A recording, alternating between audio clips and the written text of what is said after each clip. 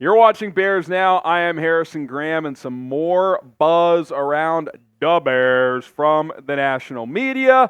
Add Kirk Herbstreit to the Bears bandwagon. He, of course, does Thursday Night Football with Al Michaels. He's been covering college football forever, but he's always followed the NFL, and now he's covering the NFL by doing games every Thursday night. And he hopped on the Pat McAfee Show today and talked about, the vibe he got in the 2 Thursday night games he did last year with being around the team. And here's what he had to say about the Bears' direction overall. He said, when the Bears made that trade, when Montez Sweat came over and the secondary got healthy, I'm telling you, everyone expected Eberflus to get fired in the middle of the year. He had an energy about him. The team responds to him. You better get on the Bears right now, he says. I'm not a Bears guy. I don't care about the Bears. I'm just saying they're the Detroit Lions of a couple years ago. The Bears are coming. They're coming. Listen, I can't remember a time the national buzz around the Bears has been this hot. I guess coming out of 2018, there was a lot of it after the double doink, which was, of course, tragic. But there is legitimate reason to be very optimistic about this team, not just this year, but moving forward. And that's a credit to Ryan Poles with how he's tore down the roster, has built it back up with young ascending talent. And here are just a few reasons for excitement. You've got the number 1 overall pick. Caleb Williams is expected to be that pick. He is a big reason to be excited. You've got 2 elite receivers in DJ Moore and in Keenan Allen. Top 10, maybe a top 5 defense, depending on how they continue to gel. They played like a top 5 unit after the Montez Sweat trade last year. You also got the number 9 overall pick. And like I mentioned, overall, this roster is loaded with ascending young players with the ability to still add more. It's okay to have expectations. Now, Bears fans, I don't think you should sit there and expect a Super Bowl with a rookie quarterback, but if you want to sit there and say, hey, this team needs to make the playoffs or at least challenge in the NFC North, that is perfectly acceptable. The schedule is manageable. The defense is top 10, maybe top 5. The offense, if the rookie quarterback clicks, should be top 20 at worst, if not top 15, maybe higher. It's okay to think this team can win 10 games next year. Don't sell this team short. Now, don't be crazy unrealistic. That would be my advice, but it's okay to dream a little.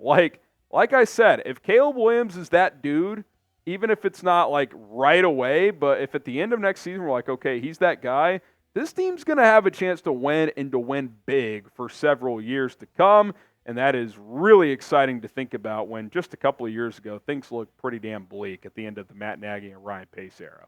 What are your expectations for the 2024 Bears? Do you expect the playoffs? Do you just want Caleb Williams to do his part as a rookie and look the part, considering they traded Justin Fields? Just name your expectations in the comments right now. You can throw a win-loss record in there. Whatever that is for you, go ahead and give me your expectations.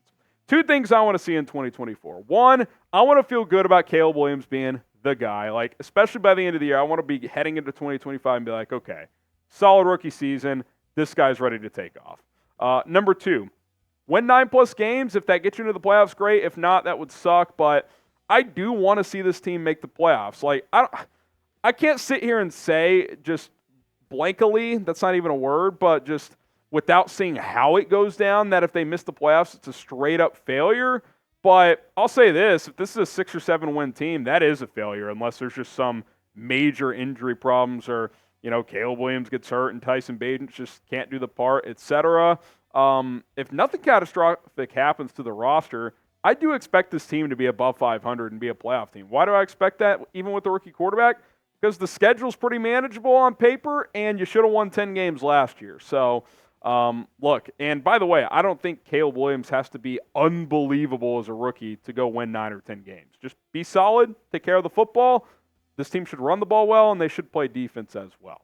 All right, today's show is sponsored by Prize Picks, daily fantasy made easy. And look, March might be over, but April is here, and the action on the basketball court is even hotter than it was in March because we got Final Four action coming up. We got playoff push in both the NBA and the NHL. I got a little 2-player entry for the Final Four.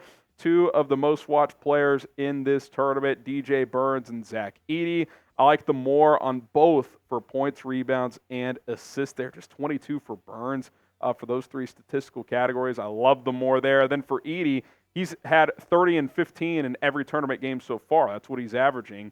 And that's just points and rebounds. So that number, 30 plus 15, is 45. So 41.5 for points, rebounds, and assists. Kind of feels like it's favoring you in that regard. $10 to win 30, just 3 times your entry. Now, you can win up to 100 times your entry on certain picks. Go make those right now. Go check out the app. Download Prize Picks and start surfing around. Figure out what tickles your twine. PrizePicks.com/CLNS. Use the code CLNS. Pick more, pick less, win big money. And once you get enough money in your account, withdraw it, and you're going to have some extra money to play with. So check it out. Code CLNS gets a deposit match up to $100 at PrizePicks.com/CLNS. Link in the comments and in the description. Let's talk a little free agency here. It's been quiet for a few weeks now, really league-wide, but especially for the Bears. I don't even remember the last player they signed. I know they signed Jake Martin, an edge rusher, ironically enough.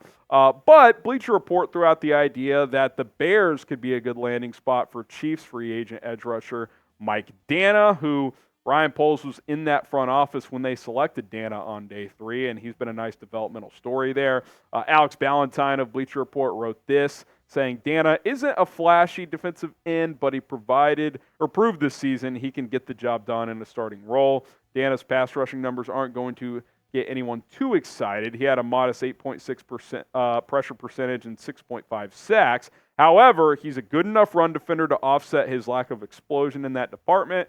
He would be a strong addition to the defensive line that needs an edge setter for early downs. And the word I would use to describe Danna is effort. I mean, this is a 5th-round pick with, good but not great talent.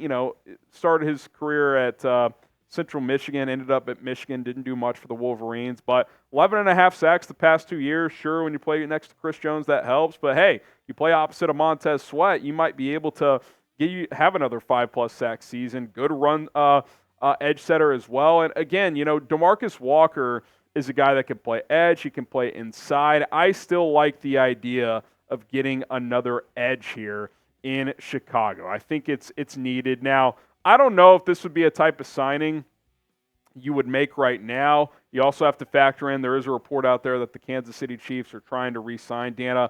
That was part of being willing to trade L'Jarius Sneed and freeing up almost $20 million in cap space because they want to bring Danna back. Now, he's not going to cost $20 million, but, $7-8 million, still have net $12 million if you're the Chiefs. But if you're the Bears, 2 years, $12 million, $14 million for Danna. I mean, you might have to slightly overpay to convince him to sign with you instead of the Chiefs. Maybe you can get him on a 1-year deal for cheaper than what you signed Ngakoue for last year. But I've always liked him. He plays with good motor. He's a better run defender than a Yannick Ngakoue. And while he's not the greatest pass rusher, he has gotten home a decent amount the past couple of seasons. Like I said, 11.5 sacks. 2 years ago, he had 5 in just a rotation role. This year, as a starter, had 6.5. Should the Bears sign Mike Danna? Make the call. Type S for sign or P for pass. If the price is right, I would absolutely like to see it. He plays with good energy and hustle. We know the Bears value those traits, especially on their defense, so I would not be opposed to it whatsoever. Now, there are some decent edge rushers still out there, Danna being one of them. Carl Lawson, Kyle Van Noy, a couple of veteran options. The OG vet, Calais Campbell, still out there as well. And Ngakoue, I could see the Bears bringing him back later on in the process if they go through the draft and don't add another edge. They could just bring him back, a familiar face. Randy Gregory, Emmanuel Ogbah still out there. So is Frank Clark, Marcus Golden, Justin Houston. There's some decent guys that can come in and be, at minimum, rotation players. And I do think there's a decent chance a post-draft signing between the draft and training camp, like last year with Ngakoue during training camp, could go down. Now, I think the Bears would like to go younger, would like to get a young, explosive player opposite of Montez Sweat, but that may not be in the cards with the number 9 pick. They may go offensive tackle or wide receiver. They may trade down and get a different position player. Like, the draft is the draft. You don't know how, the board is going to fall. So I think they'll probably hold firm for now and then revisit this free agent crop after the NFL draft. And if Danna's still there, I wouldn't be shocked if they pointed in his direction. All right, guys, appreciate you for tuning in to our Bears news and rumors segment here. My name is Harrison Graham. Hit that subscribe button. We will continue to keep you up to date with everything surrounding this football team as it is officially draft month.